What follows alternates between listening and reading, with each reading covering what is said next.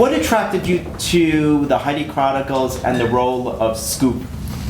All right, hi you guys. Hi. How's everyone doing? Good. This is a cool thing you guys do here. First of all, I just want to say thanks for having me, and this is a beautiful space, and I love all these art books and all the art. Very cool. We used to have two pictures behind here, one of Frank Sinatra and the other one of Elvis in jail with a sign around their neck. Who? Frank Sinatra and Elvis. I know you wouldn't know who they are. They're before your time and my time. I'm sure they were good at whatever they did. So the Heidi Chronicles. Did anyone get to see it, by the way? Yeah. Oh wow, awesome. Oh cool, right on. Thank you. Listen, thank you. You still haven't lost your LA. It's still, the residual is in there when you're in New York. What? The right on. Oh yeah, I got a little of that. Are we gonna get any dude tonight? Probably. Okay. Yep. Hellas. Maybe some hella. It's hella pretty in here. Yeah, the Heidi Chronicles, I love doing theater, and I always have. I've been doing it since I was a kid, but theater is it's a commitment. It's a big commitment, and when you make a decision to do a play, there's a lot involved. I tend to really I don't take that kind of decision lightly, especially for a run like this that was meant to go for a while, and especially now that I have a family. And so, there have been other things that have come up over the years, and either it didn't work out because of timing or whatever it was. And when I heard about the Heidi Chronicles, when my agent called and said they were going to revive the Heidi Chronicles on Broadway, there was not even, I just immediately said, well, okay, how do I throw my hat in the ring? What do I do? How do I do it? But how did you Where know? do I need to be? But how did you know about the Heidi Chronicles? Obviously, you love Broadway and stuff, but it was a play that's written in 1989. How'd you know about it? Well, funnily enough, when the play was ending its run on Broadway, originally in the late 80s, right on the heels of that, I did my first Broadway show. I was 12, 13, and finally 14 years old, a play called Conversations with My Father. And right down the block from where the Heidi Chronicles had just finished. Heidi was at the Plymouth, and we were at the Royale, now the Jacobs. And this is also a funny bit of, Tony Shalhoub was the final scoop in the original Broadway run of the Heidi Chronicles, and he came over.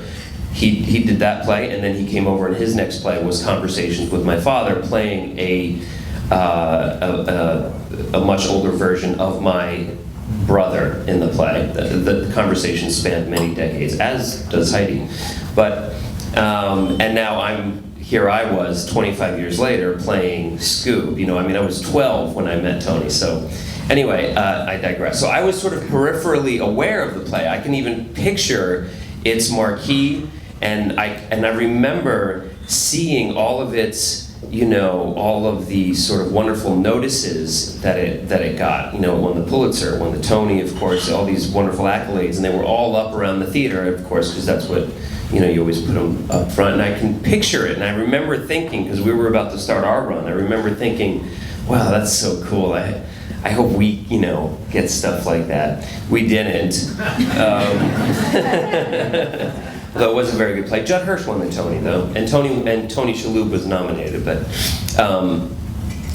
so I was kind of peripherally aware of it, and then I think I read it again. I read it for the first time when I was in either high school or college, and I remember thinking, oh yeah, this was the play that Tony Shalhoub did, and it was down the street, and he came. And also another thing was Daniel Sullivan directed the original Heidi Chronicles, and then his next project was Conversations with My Father, which was my first play. So there's all a bit of sort of, weird connections. But so to come back to current time and this production of Heidi, not only was it sort of just hearing the name, did I go, oh, of course, the Heidi Chronicles, of course, I'm very aware of the play and aware of how important this play is.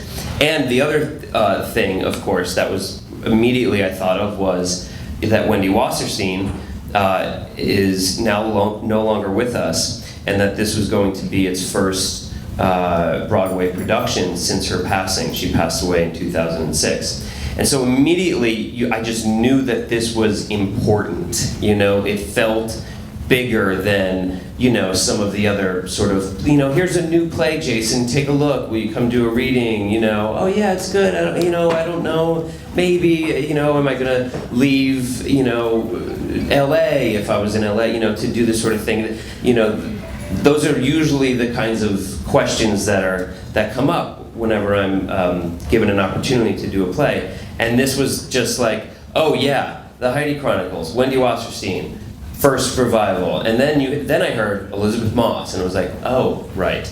Pam McKinnon, our director, brilliant. And could you tell people some of the other great stuff that Pam has directed? She's one of the most talented directors on Broadway. Well, she had just won the Tony for Who's Afraid of Virginia Woolf the previous year. If anyone saw that production, it was incredible. Is that the one with Kathleen Turner? Or? No, this was the one with Tracy Letts. And it was just unreal. And so she won the Tony for that, but she also had this season, she had A Delicate Balance on Broadway with Glenn Close and John Lithgow. She's doing something right now at Playwrights Horizons. She knows what she's doing. And and listen, there's also, when I first heard that she was directing it, I thought there was something really great. I mean, Dan Sullivan is a brilliant director, and he directed the original production of this. That's, I think, wonderful. But I also thought there was something so great about now a female director coming on to take on this very, powerful play that has a very strong female story and female character at its center. So I thought there was something great about that. And then, and we all kind of talked about that because we were like, how great, how poignant, how wonderful that a woman director has come in to, direct this great play by a woman playwright. And, but then, as we start rehearsing, we changed the conversation a bit, because we were like, because Wendy, as we got to learn more and more about this play, because it's such a personal play of hers. I mean, you really are just living with Wendy when you're living with this play. And we also had a lot of wonderful people in her life come and visit us and talk to us, Andre Bishop being one of them, who runs Lincoln Center now, but he originally produced, he was a great friend of Wendy's and commissioned Heidi Chronicles at Playwrights Horizon in 1988.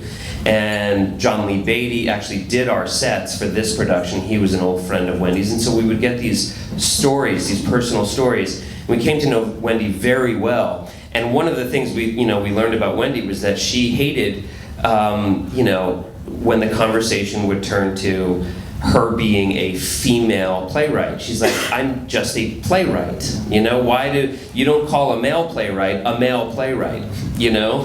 And I thought that's so, yeah, it's like, that's so true. And so, same with Pam, our director, I was, same with the rest of the cast. We're like, how great is this? We have a female director coming into it. And that very soon, we were like, no, she's the right director for this project because she's an amazing director.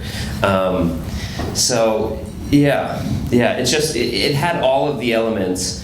And in fact, I remember getting that original call and hanging up the phone, and we actually were in LA at the time, and with no real plans to come back to New York as of yet. So I knew that this would be a thing I would have to sort of discuss with my wife. And I hung up the phone and I called her and I said, babe, they're reviving the Heidi Chronicles on Broadway. This Pam McKinnon is directing, Elisabeth Moss is playing Heidi, and she literally was like, when would we go? You know, 'cause she even got it. She got it, you know? And so here we are.